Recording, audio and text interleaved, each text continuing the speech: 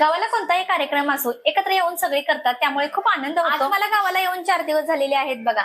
सगळी घरातली साफसफाई झाल्या, आता फक्त राहिलेले होते तांदूळ साफ करायचे। मी लवकर उठून ना सगळा स्वयंपाक आवरून घेतला। अंधार बाहेर होता, बाहेरचं अंगण वगैरे झाडू मारायचं होतं, पण म्हटलं उजाडल्यानंतर मारता येईल, पण अगोदर ना स्वयंपाक आवरून घेऊ म्हणून वाटाण्याची भाजी केलेली आहे आणि भाकरी सुद्धा केलेली आहे। आणि आज आहे 14 तारीख, म्हणजेच संक्रांत आहे, त्यामुळे आमच्याकडे घाऱ्या करतात, म्हणून मी भोपळ्याच्या घाऱ्या करणार आहे। रात्रीच पीठ मळून ठेवलेलं होतं, पण त्या तुम्हाला काही दाखवल्या नाही। संक्रांत तर होती, पण घाऱ्या तर मी करणार आहे, पण मुलांना घाऱ्या काही आवडत नाहीत। ओंकार काय येणार नाही आज सकाळी ना, विघ्नेश येणार आहे आणि त्याचे पप्पा येणार आहेत, त्यामुळे त्यांना घाऱ्या दोघांना पण आवडत नाहीत। तरी सुद्धा आता नैवेद्य म्हणून देवाला करणार आहे मी घाऱ्या, आणि भाकरी घातलेल्या आहेत 2-3 त्यासाठी। तर चला म्हटलं सकाळचं लवकर ना सगळी कामावरून घ्यायचे, कारण आज तांदूळ साफ करायचे होते, म्हणून नाही तर भाकरी मस्त छान अशी घालून घेतल्या। टम्माची फुगलेली आहे भाकरी, आणि गावाला ना भाकरी छान लागते, चुलीवरची चांगली लागते, पण बाहेर ना अंधार आहे, चूल माझी बाहेर आहे, त्यामुळे मी गॅसवरतीच घातली आणि वाटाण्याची भाजी केलेली आहे। इकडे बघू शकता छान अशी मस्त वाटाण्याची भाजी। त्यामधली सगळी कामावरून घेतली, कार्या सुद्धा करून घेतल्या, आणि उजाडल्यानंतर दारं सगळी झाडून घेतली। आता वाजलेले होत्या सकाळच्या 11,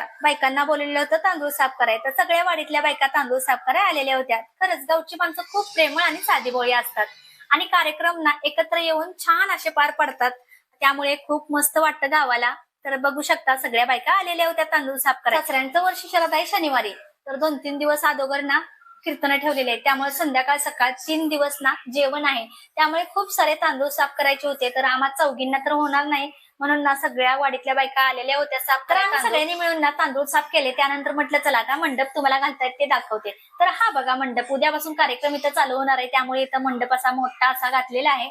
तर खूप छान असा मंडप आहे, आणि पब्लिक सुद्धा खूप सारी येते। गेल्या वर्षी पहिलंच वर्ष श्राद्ध झालं आणि कीर्तन झाली ना, त्यावेळेला खूप लोक आलेली होती, म्हणून ना या वर्षी सुद्धा मोठा असा मंडप घातलेला आहे। बघू शकता खूप सुंदर असा ना मंडप सुद्धा आहे, आणि आता झालेला आहे मंडपचं सुद्धा काम। इकडे डेक वगैरे ठेवलेला आहे। तर ताईनो हा व्हिडिओ आहे तो 14 जानेवारीचा आहे। तर व्हिडिओ तुम्हाला कसा वाटला नक्की कमेंट बॉक्स मध्ये सांगा। व्हिडिओ आवडला तर लाईक आणि सबस्क्राईब करायला विसरू नका। सर्वांना बाय।